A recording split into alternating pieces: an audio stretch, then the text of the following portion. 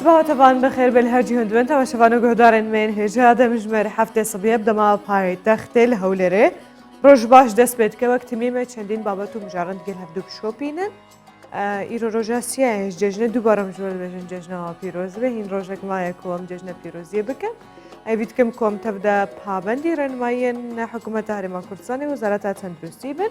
به خب پاراستن و هروها پابند بونه به رنماین و جا دویدم جمعه دوک تمیمه چندین بابتو مجارند گل هفدو دب شوپینن مادم هوان داری کرنا دعوت کرنا و جا حتی اوجی پر به انرژی بین میکاربن زیاده ترز گلوان بدونو بستانن گلک بابتنا کومه زانیاریان ور بگرن و جبلی ویکجی ما کرتنو چه هیا کومه هادس بکن کرم کن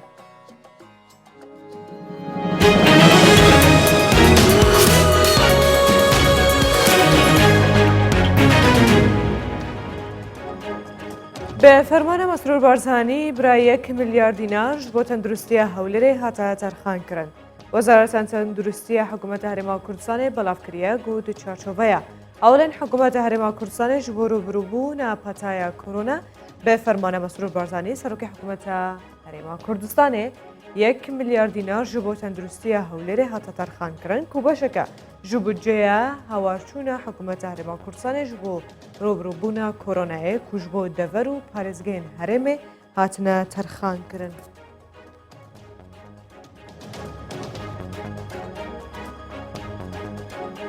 لالێکی دن سەرۆک وەزیرە عێراقی و سەرۆک کۆماری تورکیایە پەیوەندێکە تەلیفۆنی ئەنجامدان.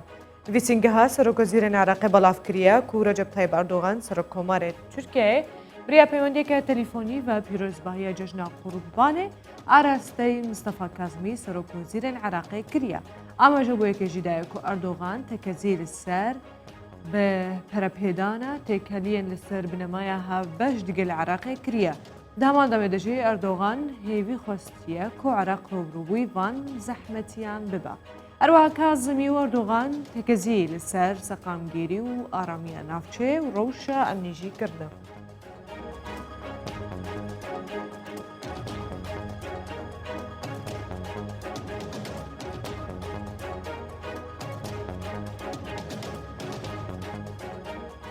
سەرۆکی پەرلەمانتۆی عێراقی داخواز دکە و هەڵبژاردنێن پێشوەخت نزیکتر ببن.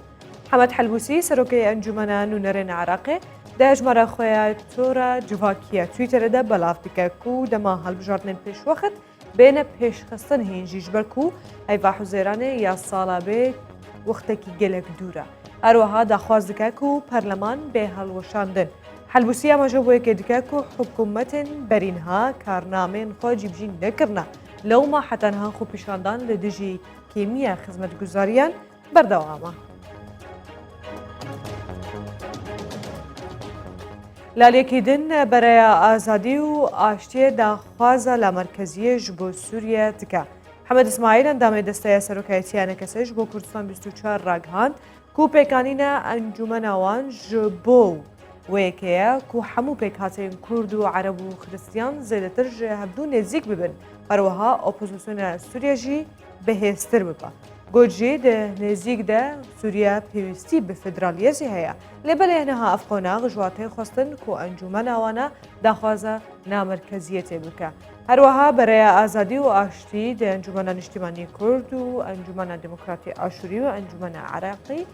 عەرەبی ببورن پێکهاتیە. جالێ خۆبەژی بەردەفکە کۆشکە سپید بێژە ئەو نازانن ji ber çi تویتر پۆستên خامنەیی jê naba. Kaylî mêng xwe berdefka koşka spiye ragihand ku helwesta kompanyaya Twitter beramber bi tweetên Donald Trump serokê wilayetê nêgirçên Amerîkayê demarê wan digire û herwiha cihê sersurman yanî serê wan lolzîvre hevdû got jî ku amaja bo yekê jî daye pêwîst e Twitter heman helwest ku li dijî tweetên Trump dike li dijî خامنەیی rêberê bilindê Komara İslamiya Îranê jî bigire ber û postên wî jê bibe lê ew wêyekê nakin û hin jî nizanin sedema wê çi ye.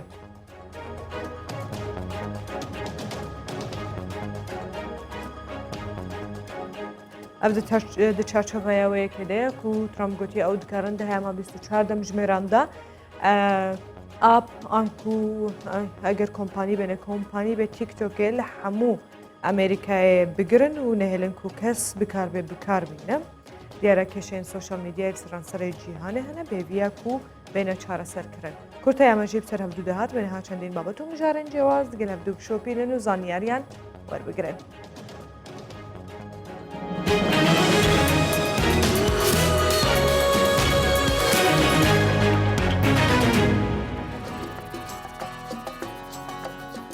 ji ber siruşta û xwezaxwe ya balkêş û xweşik hewlek heye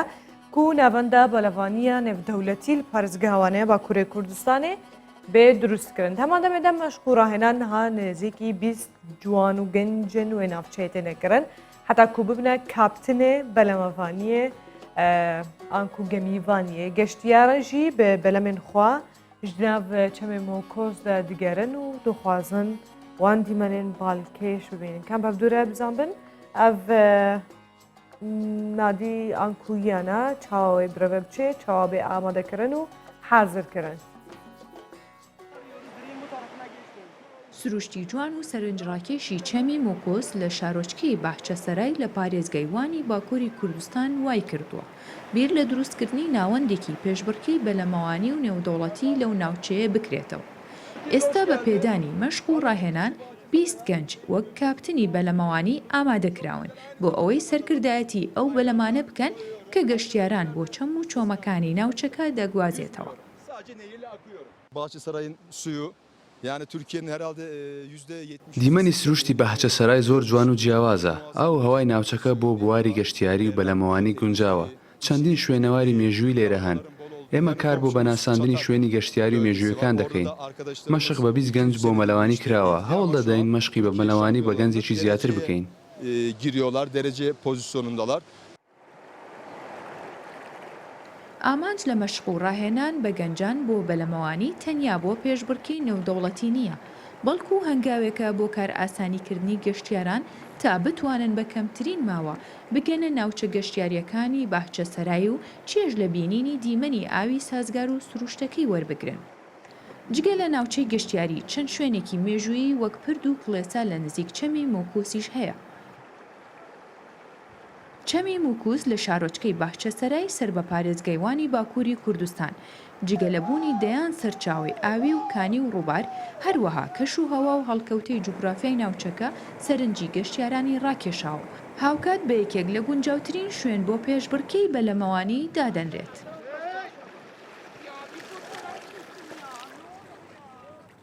کەش و هەوایەکە خۆش بوو سەقایەکە خۆش بوو هەند تشتێن باڵکێشن کو مرۆڤ دکارێ تەجریبە بکە ئەنکو تاقی بکە لەجا ژیلوانە باکوورێ کوردستانێ بوو باوەڕ دکەمە من هەڕۆژە سەقایێ دیگەل هەفتوو بشۆپینن بزان بن لە باژار و باژارۆکەین کوردستانێوێ چاوا بێ پلەین گەرمایە حتا ڕادەیەکە بەرچاو و هەست پێکری هاتنە خوارێ بە تایبەتی لە پایتەختێ لە هەولێرێ لێل باژار و باژارۆکەندنوێ چاوا بێ من هەفتوورە بشۆپینن.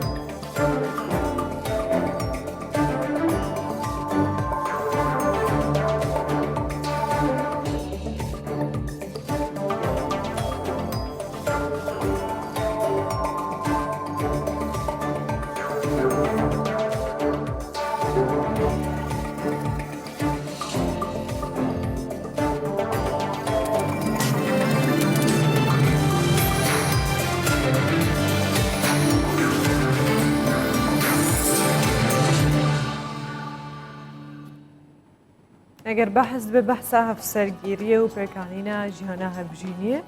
از بارد کم گلک کسین کو هنجی سینگلن اف پروسا پیکنانینا گلک کومنتن وال سر هنه و بین بحثاش کن هفسرگیریه دخته کرونا ده دیان کارنینا در فتا کارنینا پرنینا و بچه بزوجن لطبیعه گیجیم ببینن بصدان کچو خورد روزانه اوی پروسه انجام دادن وجه ام بین بحثا چارچوبه کدن علی کیدن پیکانینا جهانا هفجینیه بکن او جی خوشبختیه کد بیشن هفسرگیری و خوشبختی به هفدوره پیویست نینه نه پیویست نینه که هر دو دگل هفدوده بگهنه هفدو زانکوی میشیگن امریکا که دنجام علی کلینه که نو ده بلاف کریه و تده درکتیه که آست آسودهیه جالوان کسین سالتین که جانا هفسرگیری پیکان نانینه بدرجه جانه همان آست وان کسان دیا که لجیانه ده چندین جار پیوندین سوزداری حجه کرنه وقتی وان هبو جرا درباس کرنا یعنی به همان شوازته افکات ویلیام شوبیک پروفیسور آلیکار و بجدار دویل کلینه داد بیجا کو خزانداری بکنینا خزان آن کمالبات یان سال پیجی بتنه باندور لسر آسودهی نه کلبله دنجام ویل کلینه ده درکتیه کو آسودهی جالوان کسان خزاندار به 4 پوینت و جالوان کسان سال و هر هوان کسان کو داوی به پیوندی خوی سوزداری ده هنایا آنیا برژه 3.8 دهاتی دست نشان کردن یعنی تجاوزی کل قسنینه اینکو جان هفجینی پیکانینه 4 پوینت ورگرتنه و اینکو سالتن یعنی کو پیوندی که بداوی آنینه 3.8 ورگرتنه افجید بجن یعنی خزانداری یعنی کو سالتی سینگلی تو جداهی کوانی ول قسنینه و کاریگری باندوره لسر آسودهی و راحتی ناکم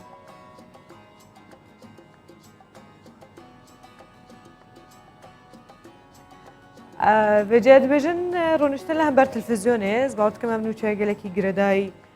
وان کسان که وقتن زدل بر تلفزیونه در باز بکن تبی کنها روش هاتی گوهردن زده خلط لطورنج واقعی سوشال میدیای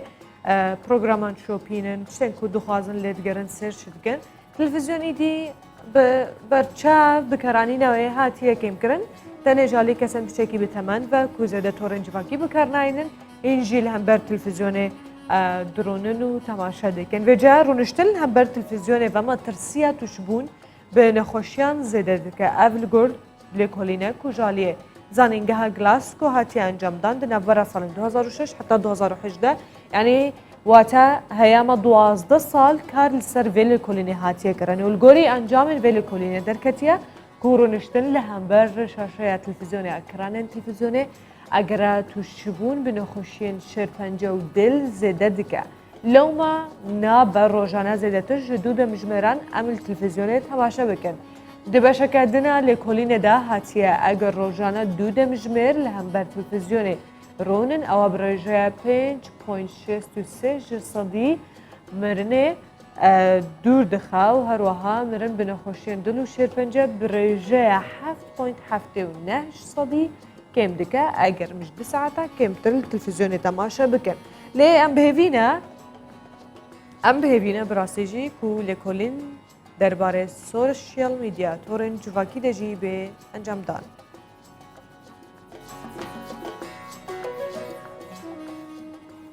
یعنی میگوتم بهوینا کو لیکولین درباره تورنج واکی سوشیال میدیا جی بین انجام دان جبر کو از باور دکم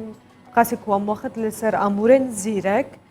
درباز دکن امول قاس لهم بر تلفزیون و اکران درباز ناکن جبلی وان کسین کو بونمونه حز دکن اگر لتلفزیون تماشا بکن از باور دکم ما ترسین تورنج واکی زیده تر لسر تندرستی امروز جیا کنها کو تلفزیون آنکو یعنی تیوی ما ترسیه چه دکل سر تندرستی امروز و جا کم زنن و کنگی اولی کلیم بینه انجام دن اگر 12 سال سر تلفزیون درباس بوده گلو چند سال پیوسته حتی کل سر سوشال میدیا امزانه بین چقاس باندورا و یا خراب هیا نورمال هند کارن یعنی اف امورول قاس زیرگن مروفت کاره وقتی که شخوره دینه به چقاسی سر امورن خواهی زیرگن منه به تایبتی تورنج واکی نمونه بحثا لیستکاوان دکن به تایبتی لیستکن هنه کش بو میجی مروف گلگ باشه پیش دخد هلکم مروف میجی خواه بخه کارده اف جدایه و لیستکن هنه جیش بو خوشیش بو انترتیمنتیه لێ ئەم بێن بەحسا بکەرانینە ماسک دەمان بکەن کو نها di çendîn welatan hêdî hêdî dibe kultûr û digel nerîtên gelan têkel dibe Hindistan yek ji wan welatan e ku demamkan bi nexş û şêwazên cuda durust dike û digel cilûbergên welatên xwe diguncên li Kurdistanê jî çêkirine bi şêweyekî ku niha yanî niqîm û xweşil û ser demamkên xwe dinexşenin yanî nexşan çê dikin tiştên balkêş çê dikin û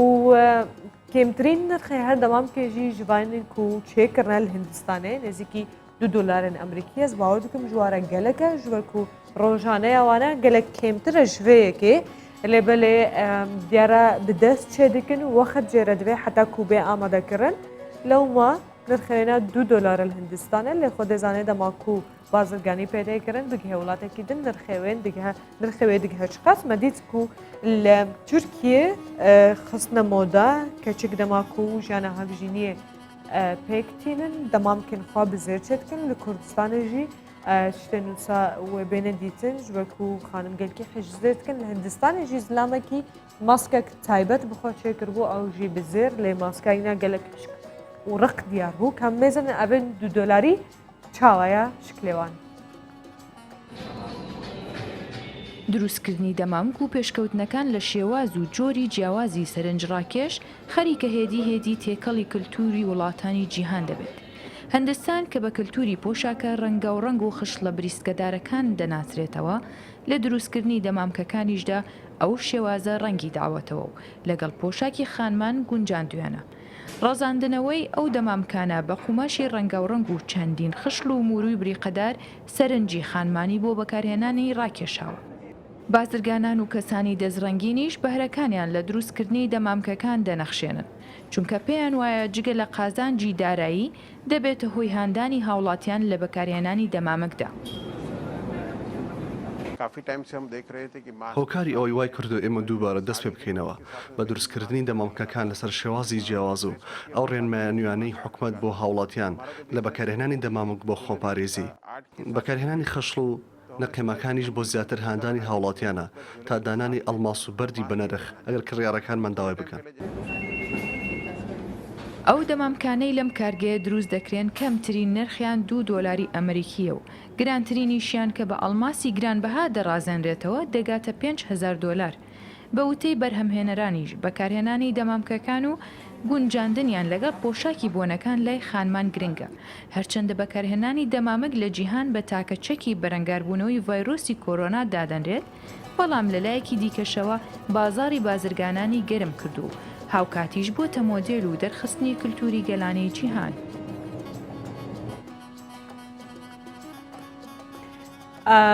زەوەیەکی پسۆرانی بێژم کەواتە گەر لە تەواو گەشتەکانی تر دەست پێ دەکاتن و فڕۆکەخانەکان دەکرێنەوە و گەشتیاری دەست پێ دەکاتن ئەوجا هەر کەسێک بچێتن سەردانی هندستان بکاتن یان سەردانی چ وڵاتێکی تر بکاتن بۆ گەشتیاری کە گەڕایتەوە بۆ ماڵەوەڵە چیت بۆ هێناوم بۆ دیاری بۆ برادەرەکان بۆ خێزان بۆ هەرچیەک بێتن دەمامکەکەم بۆ هێناوی بە دیاری تر لەوانەیە دەمامک ببێت یەکێک لەو کەرستانەی کە گونجاو بێت بۆ دیاریکردنی بۆ کەسێکی تر ئەس باوەڕ دەکەم ئەمێ بگهێنەوەی ئاستێ ji ber ku bikaranîna demamkê an ku maskê niha doxtên hada gelek pêwîst e fêce gel derketina van çendîn ستایل و مۆدا و شێوازên cudayên demamken karanîna wê jî ji bo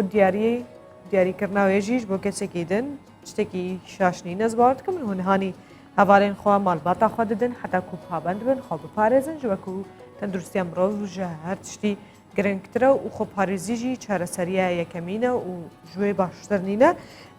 ez bawer dikim di wextên hade bi taybetî digel şepo hatina şepola duyem یا ڤایرۆسە کۆرۆنا هەرچەند دەست ناخوازم جێ هەرمە ناو vê mijarê ji ber ku sibaha mirov behsa tiştên xweş dike lêbelê digel hatine şepola duyem ya ڤایرۆسا کۆرۆنayê pêwîst e em zêdetir agedarî xwe bin vêce em behsa cejnê bikin hîn jî em behsa cejnê bikin ji ber ku hîn cejne û rojeke din jî maye digel hatine cejnê enham dibînin bi taybetî li Kurdistanê li aliyê biyaniyan jî تام و چێژێکە خۆیان تایبەت هەیە ئەگەر ئەوان جژنێ نەکەنجی لە بەلەیە کاریبوون و پیرۆزباهیە لە هاواڵێن خۆ بکەن دۆستێن خۆ بکەن یەن مسلمان بتایبەتیش ئەگەر بەحسا سلێمانیە بکەن لێوێ دەرێ چوونە پیرۆزباهی لە بدووکردنەوە گوتنەوە جژنەوە پیرۆز بێ و دبێژن و جژن بێ دەرێ گەلێکی خۆشە و خەڵکژی هەنە ژوە بدەستکەفتنا کار دەما جیبینەدا بتایبەتی یەن سبەها دەمان و دەستکێشان دەفرۆشن حتا کوڕێنوایەن خۆپارێزیە جیبجی بکەن و هەمژی دەرفەتا کار خۆرە پێ پەیداکردنا بێژن هە بتایبەتی دیگەل جژنێ دەما و خەڵک دیگە نابدو ئەوژی هەڵ دەدەن و vêyekêş xwe dibêj hondiya xwe de bikar bînin zanbin di rojên cejnê de çawa bû li Silêmaniyê û van kirêkarin biryanî çawa ev roj ji bo birjondiya xwe bikaranîn. وەک هەر ڕۆژێکی ئاسایی بیانیەکان کۆبوونەتەوە. جەژنیان نەکرد، بەڵام جەژنە پیرۆزەیان ئاراستەی موسڵمانان کرد. سانگۆلا لەگەڵ هاوڕێنی پاڵەکانی هەفتەیەکەیکیان نەبینیوە. باسی لەکچووی جەژنی خۆیان و موسڵمانان بۆ یەکدی دەکەن. جەژنەکە زۆر خۆشە، هەموویان خەڵکیش باشە، هەموویان پێم خۆشایان لێرە. لەبەریەوە جەژنیان زۆر پیرۆژە خەڵکی گوڵگوستان. ئێمەش جۆری هەیە اینجا لاوەچێ ئەنگشتایانی ئێمەش دوو جەژنی هەیە کوکۆیەوە اینجا دوو سێ مانگەکەتر ئێمەش جەژنایانی اینجا خۆشە جەژنیانی. کۆرۆنا گەر کاری هەندێکی ڕاگرت بێت بۆ هەندێکی شەلی کاری ڕەخساندووە.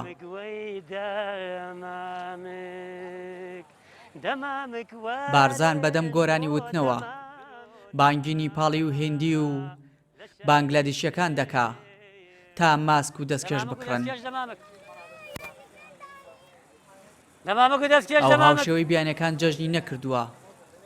بۆ ئەوەی بتوانێت کار و کەسابەت بکات. ئەمڕۆ بۆیە دەمامک و دەستکێشە فرۆشم ڕۆژی جێژنە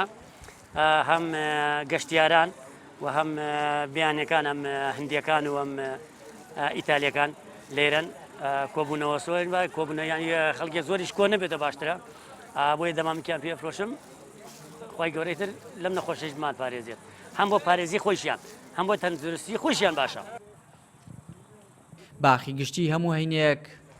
ئامێزی بۆ بیانەکان کردوێتەوە. لە سەروبەندی کۆڕۆناش هەندێکیان خۆیان دەپارێزن بەڵام بەشێکیشیان بێ گوێدانە ڕێنمایەکان کۆ دەبنەوە و کاتەکانیان پێکەوە بەسەر دەبن. دیار جەمال کوردستان 24 سلێمانی. بەجێ لە کولینەکەدا و بەحسا بهنا دەف دکە پزیشک هۆکارن بۆنە بهنا نەخۆش یا دەڤ و لاش یا نافدەڤ و بنانەوانە ڕوون دکەن و دەبێژن و هەنجارانژی بهنا نەخۆشیە دەم نیشانەیە توشبوون بە نەخۆشیە شەکرەیەش بەرکو لاش گلۆگۆز دەست ناکەوێ چاوریە دروست دیگە ji بۆ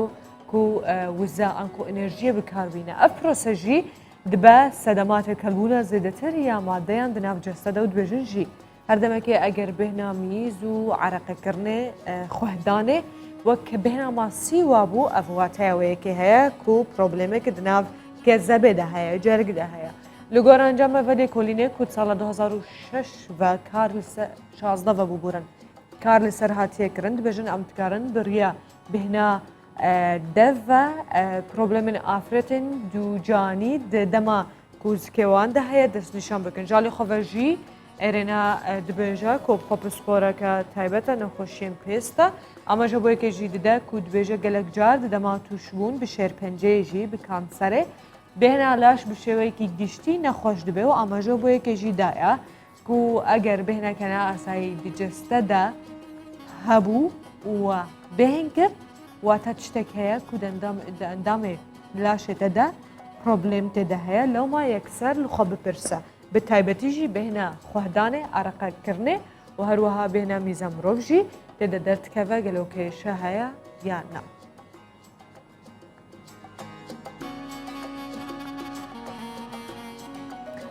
وەختەوەیەکی هاتیە و ئەم بەهایە دراڤن بیانی و نرخە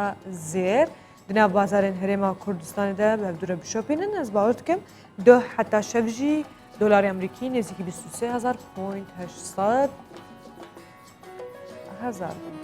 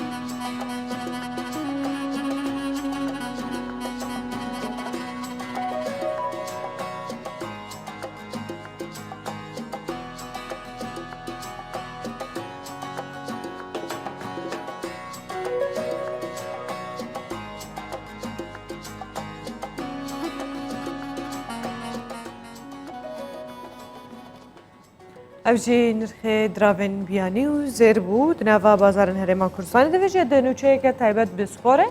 em wêyekê jî bişopînin bi taybetî Arsenal bi fermî bû palawan an ku qehremana Cemafa. Tenê 5 xûlek ji yariyê derbas bûn û Christian Pulisic golê yekem ji bo Chelsea tomar kir piştre Aspilicueta di navçeya Sezarê girî ji Oba میان کر و هروها ناویجوان جی فیکه جرلی ده حتی کوله دانا سزایی با گانرز تومار بکم. اوبامیانگ لیدانا خواه به سرکفتی جیب جی کر لیدا او هروها انجام آویجیش با ارسنال یکسان کرد. گل دست بکه گل گما دویم جی پولیسیج جبر پیکانه بگریانه لیستگه بجهشت و درکت دخوله که 67 ده توب گیشت اوبامیانگ و به شوازێکی نایاب gelekî xweşikî ji bo yekemîn car di lêstikê de Arsenal bû bi 2 golan û herwiha pêşkecî. Di xûleka hefta û sisiyan de jî ji ber çûn lîstika wana jî navbîjwan bi karta sûr Mateo Kovacic bi karta sûr ji Chelsea ji nav tîma Chelsea derxiste dervê lêstikgehê. Arsenal piştî ku Arsene Wenger ji bo yekemîn car bûye qehreman bi fermî gihişte qonaxa komalên Europa League ya we rabê dilxweşiya xwe û kêfxweşiya xwe derbirîn.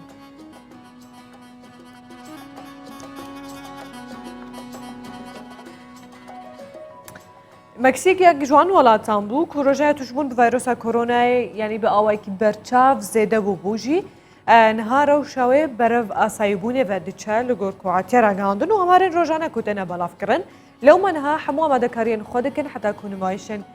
پهلوانیان کو سرکه و لیستیکن وینا پشتی 3 ماهان جراوستیانی سکناندنه جبو جاره کردن بین الدهر خستن و کوان راگهاندیه وجه به گمان مکسیک یک جوان ولاتن کو زیده بدانسن خواه موزیک خواه کیف خوشی خواه و دل خوشی خلقی وینا تناس کرن و یک جه هوکارو سدمن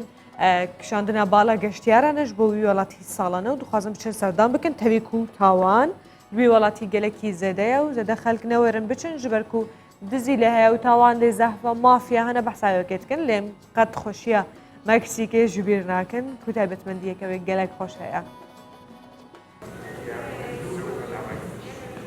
پشتی 3 ماهان جراگرتنا تەڤایە نمایشên پەهلەوانی لە مەکسیک جارەکەدن حەجێکەرن یاریên پەهلەوانی و سێرکێ ئامادەکاریên xwe dikin da ku ji bo carekedin sêrka dewsûnî nişên xwe yên nawaze ji dilxwazên xwe re pêşkêş bikin piştî ku ji ber vayrosê korona hatibûn ragirtin. Li vê holê rahênan bi bê rawestandin berdewam in. ئامادەکاری ژیاریên sêrkeyên nawaze û cuda re têkirin bi taybet ku ev sê mehin hatîna rawestandin. ئەم gelekî kêfxweşin ji bo carekedin nişên me wê vegerin dilxweşiyeke mezin e bo me ku bi handerên xwe re rûberû bibin. Kerentîn ji me hemiyan re zehmet bû lê niha gelekî baş e ku carekedin jiyana me berdewam dibe.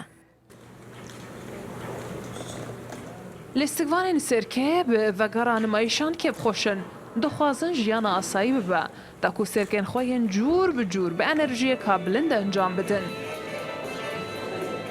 سێرکێن دو سۆلیە کۆژ ساڵ 1984 هاتیە لە جارخستن گرنگترین نمایشان لێ خۆدەگرە و ساڵانە لەگەلەکە باژارێ نەجیهانە تێن لێ دارخستن و پشتی ڕاگرتنە قەدەغەیە هاتن و چوونێ لە مەکسیک بەریارە دەدەمەک نێزیکدا نمایشن جوور بجوور ژە حەژێکەرێن لەیسکن پەهلەوانیرە وەرە ئەنجامدان.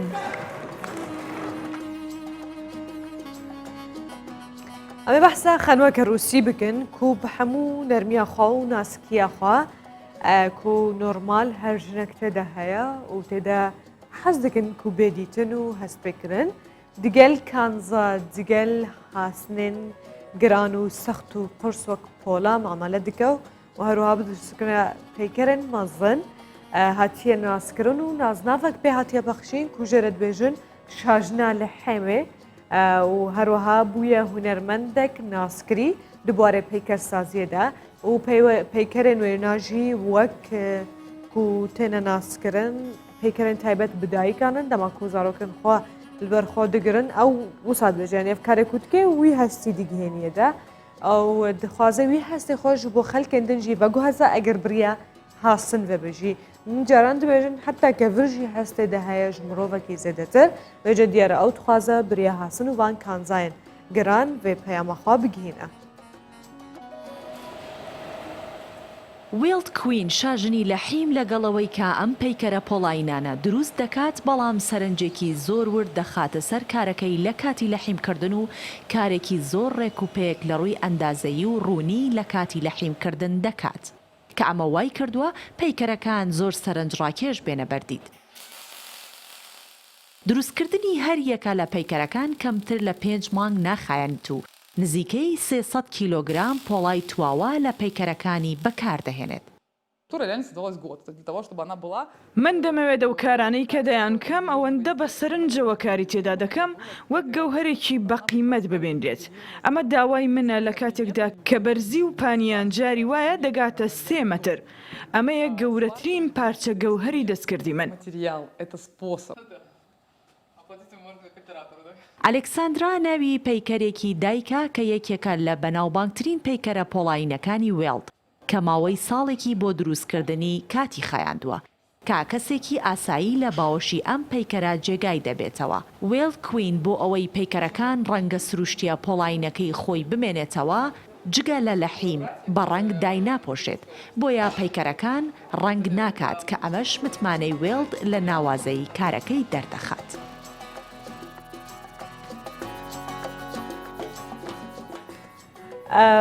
دجا هەروەک کومەگوتی خانم دەستە خۆ بدنەچە گەر بە نەرمیا خۆ بن بناسکیە خۆ بن ڕەحەکی دبەخشنە تێدا تخنە تێدا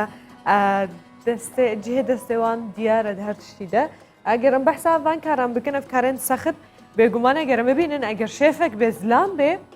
بڕاستی خواردنێ خۆش چێرکن نابێژن خواردنە خانمانە خۆشە لێ تەعمەکێ دخنە تێدا بێجەوەرە دیگەل هاسنە کو نۆرمال زلامان کوپیا و تعاملت گەل دکن معاملت گەل دکن لەبەلێ دەماکو خانوەک دێ ڕەحەکی دند دیێدا خواردنجی نۆرمال خانم دروست دکە لێ دەماکو زلام چێتکە تامەکە دند دیێدا ئەوژی لەسەر مرۆڤت سەکنێ لەسەر کارینە مرۆڤت سەکنێ لەسەر هەستە مرۆڤت سەکنێ چاوە ڕەحی خوا تێکەلی وی کاری بکە یە کوژە حەز دکە وێجە خواردن بێ هاسن بێ چ بوارەک بێ یا گرنگەوە کو ڕەح تەبلی ببێ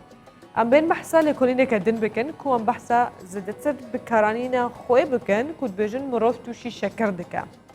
پێگەها مێدیکال نیوز بەڵاوکریە کوبەرینها تەنێ ئەوە هاتوبووزانینەوە یەک هاتوبووزانین کو شیرینی و شیرینەمەنیەکان وە کوژێرە دوێژن شتێن شێرین گشتی مرۆڤ تووشی شەکرێت کرد لێبەرێ لە گۆر نوترین لێکۆلین و دەرکەتیە دبێژن کارانینە ڕێژەیەکە زێدەژە خۆشی دەبێت سەدەما بەرزبوونە پەستانە خوینە و زێدەبوونە کێشە مرۆڤ ینی قەلەویە مرۆڤ و هەروەها مەترسیە توشبوونە مرۆڤان بنەخۆشیێن شەکرژی جۆرە دوو زیاد دکە ئاماژە بۆ یەکیش دایە و بکارێنینە 2.5 کیلوگرام خۆی درۆژێدا ئەگەرە توشبوون بشەکرێ بڕێژەیەکە 43% زێدە دکە دە هەمان دەمێدا ئەگەر ئەو کەسێن و بخوا نەخۆشیە شەکر دوادە هەیە زێدەڕەویە دبکەڕانی ناخۆی دەبکەن ئەگەرێ تووشبوون بنەخۆشیێن دڵ و جەڵتەیە مێژی زێدە دکە لەومە دبێژن خۆێ ئەو ژەحرە و مرۆڤ دکوژێ و هایەکی ژەنینە.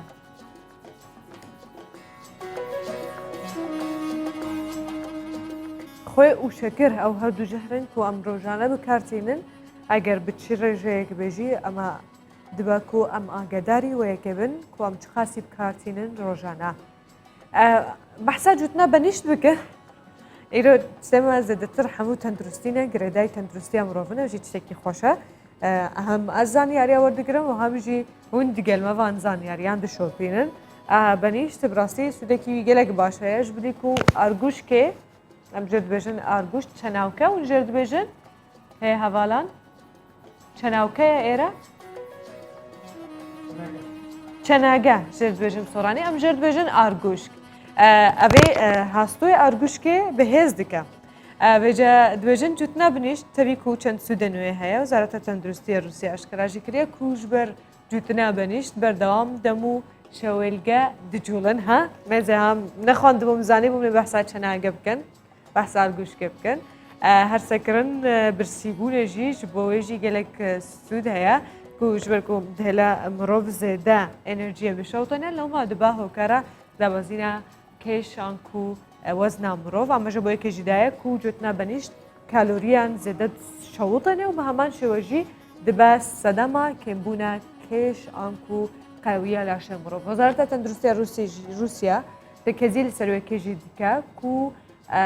دەماک و دەڤ و لە هەبدوت کەوێ دەماک و بەنیشت دجوێ و هاتکە کو دنانن مرۆڤشی پاک ببن پاقش ببە و دبێژە چێ نابێ بۆ هەیەمەکە درێژی دەبێ مرۆڤدا بمینە.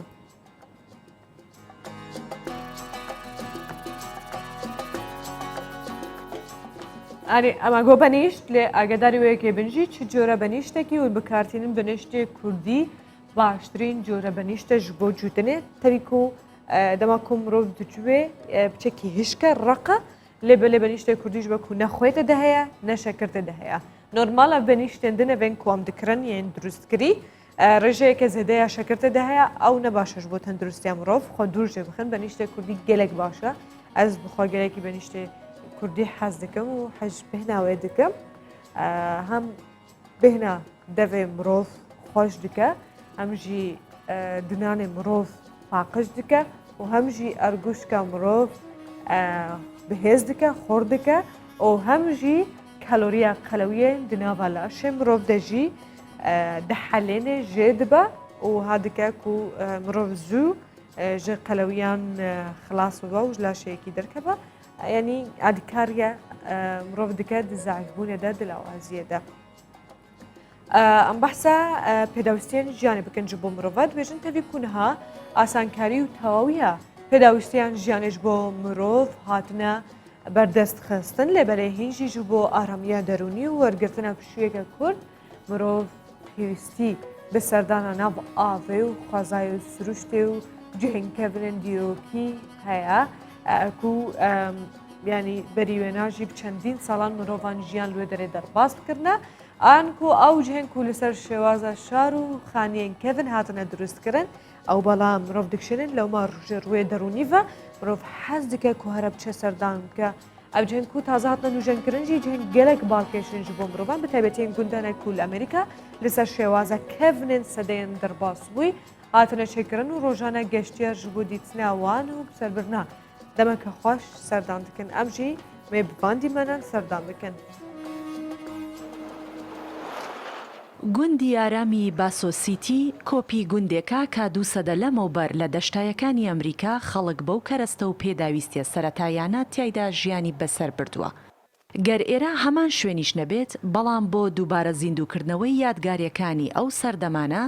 ناوچە و شوێنی گەشتیاری لەسەر کولتور و کەلەپوری ئەو سەردەما دروست کراوە. ئەو کەسەی سەردانی ئەم گوندە دەکات وا دەزانێت لە سەدەی 19 دەژی یاخود بینەری فیلمە کۆنەکانی ڕۆژئاوایە. هەرچەندە ئەو کەسانەی سەردانی ئەم شوێنانیان دەکرد زیاتر گەشتارانی وڵاتانی ئەوروپا بوون. بەڵام لە دوای بڵاوبوونەوەی ڤایرۆسی کۆرۆنا و داخرانی سنوورەکان و ڕاگررتنی گەشتەکان ئێستا هاوڵاتیانی ئەمریکی سەردانی باسۆ دەکەن. چێژ لەمانەوە و بەسەربردننی کات لەوێ وەردەگرن. هەمووان دەڵێن من زۆر خۆشببختم کە ئەم ساڵ بەهۆی بڵاوبوونەوەی ڤایرۆسی کۆرۆنا و هاوڵاتیان بۆ دەرەوەی وڵات گەشت ناکەن و زیاتر دێن و سەردانی گوندی دروستکراوی باسۆ دەکەن. بەڵام ئەوەش لە یاد نەکەین کە گەشتیاری ئەوروپیش نایەن و ناتوانن سەردانی ئێرە بکەن.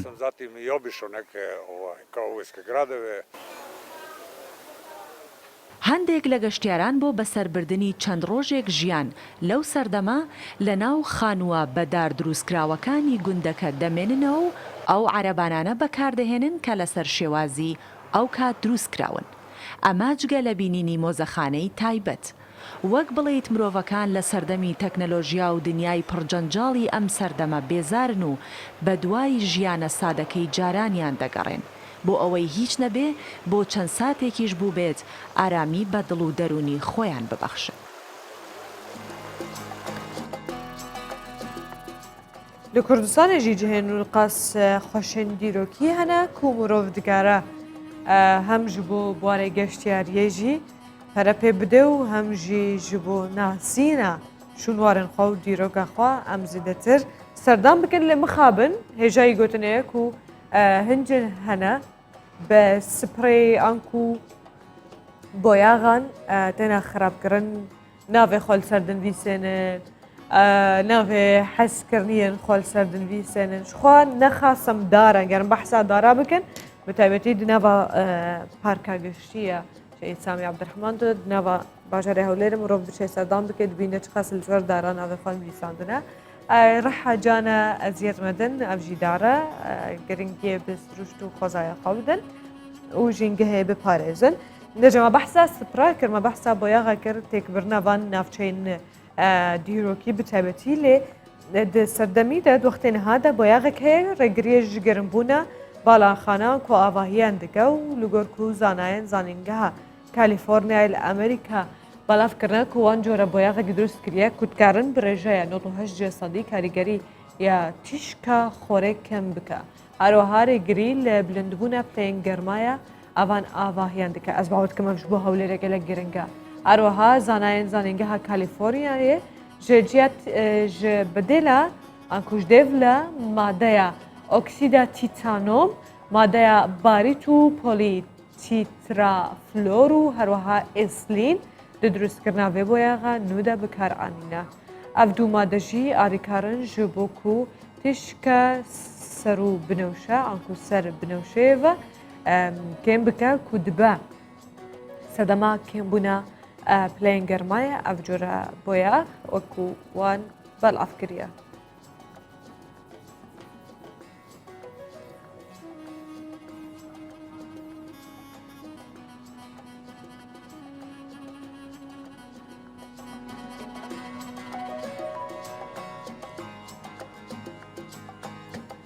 هەرم vegêrin tenduristiya Rûsya diyara divê adamên derbasbûyî de gelek lêkolînan cam dane dibêjin pêwîst e ji bo kêmkirina azara piştê hêdî hem pişta xwe rast kim man dema behsa piştê kir giring e me giringiye bidin bi xoraka xwe bi xwarina xwe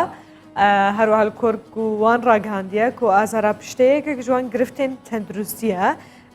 ku rûbirûyî gelek ji mirovan dibe tevî ku bi şêwazê رازانێ و وەرزشکردنێ و ڕوونشتنێ بەژی دکارن بێ چارەسەرکردن ئازارن پشتێ لێ بەلێ سیستەما خۆراکیژی ڕۆلەکە سەرەکی هەیە دکێمکردنا ئازارێن پشتێدا ئاماژە بۆ یەکیشدایە کو ئەو کەسێن کو بدەست ئازارە پشتە خۆڤە دناڵێن پشتاوا تێشەیانی دبێژن گرنگیە بە خۆراکە خوا بدن وان خواردنێن کو زێدە مەگنیسیۆم تێدا هەیە وەک ئەڤۆکادۆ مۆز شینکاهی سەوزاوات هەروەها خواردنە چایە کەسک و ڕەش ڕۆلە سەرەکی هەیە دیکەمکردنا ئازارە پشتێدەش بەرکو کێشا مرۆڤ داد بزینن یعنی تێن نەخوارێ و هەروەها فشارێ لەسەر پشتێ کێم دکن.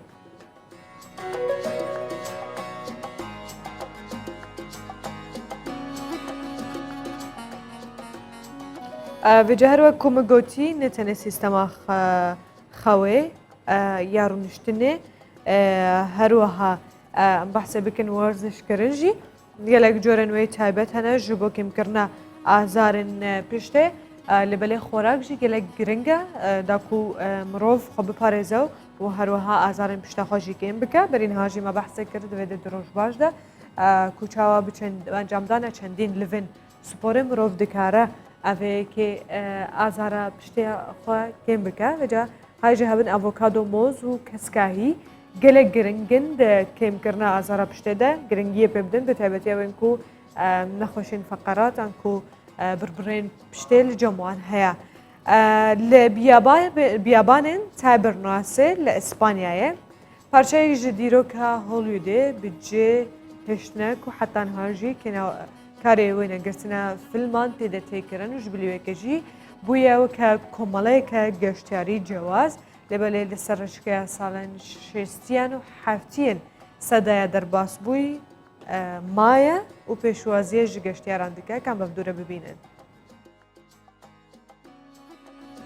دەکرێ بوترێت بیابانی تایبرناس پارچەیەکە لە هۆلیوود کە لە ئیسپانیا بەجێماوە. لە شەستەکانی سەدەی ڕابردوو لەلایەن لیۆن دەرهێنەری ئیتاڵی بەهۆی لە یەکچوونی شێوە و کەش و هەوای لەگەڵ بیابانەکانی ئەمریکا سێ فیلمی بەناوبانگی وەک سپاگێتی ویسترین سێرجیۆ، The Good, The Bad and Ugly لێرە کاری وێنەگرتنیان بۆ ئەنجام دراوە. لەو سەردەما وەک هۆلیوودێکی بچووکی لێ هاتبوو. بەڵام لە هەفتاکانی هەمان سەدا لەلایەن ڕەفایل مۆلینای سەرمایەدار کڕدرایەوە و گۆڕدرا بە کۆمەلگایەکی گەشتیاری بە ناوی فۆرد براڤۆ کە هێشتا ئەم کۆمەلگایە فیلمەکانی لیۆن و هاوشێوەی تیادا بەرهەم دەهێنرێت. گەشتیارانیش بەردەوامن و سەردانی دەکەن. لە کاتی وێنەگرتنی فیلمەکان بەردەوامی بەرهەمهێنانی فیلم وا دەکات گەشتیاران چێژی تایبەت لە بینینی دیمەنەکانی وێنەگرتن و ئەکتەرەکان ببینن کە بە جلوبەرگێکی کاوبۆی و تێکساسیانە و بەسەر پشتی ئەسپەکان و تەقەکردن ئەم دیمەنە سەرنجڕاکێشانە وا دەکات گەشتیارێکی تایبەت سەردانی کۆمەلگای گەشتیاری فۆرد براڤۆ بکەن.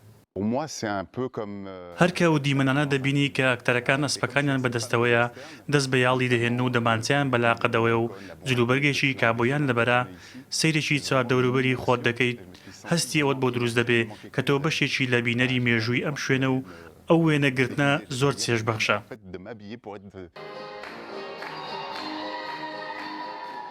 ئەو گەشتیارانەشی کە ئارەزووی بینینی دیمەنی تری سەردەمی ساڵی 60 سەدەی ڕابردوو دەکەن